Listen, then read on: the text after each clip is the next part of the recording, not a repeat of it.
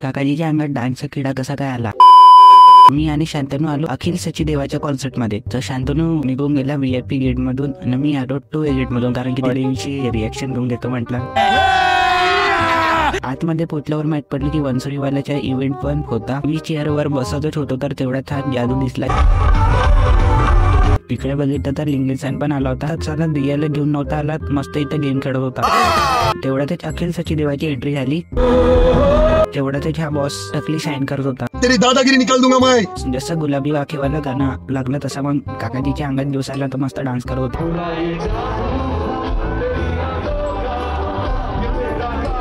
और अभी तो रुको, क्लाइमैक्स अभी बाकी.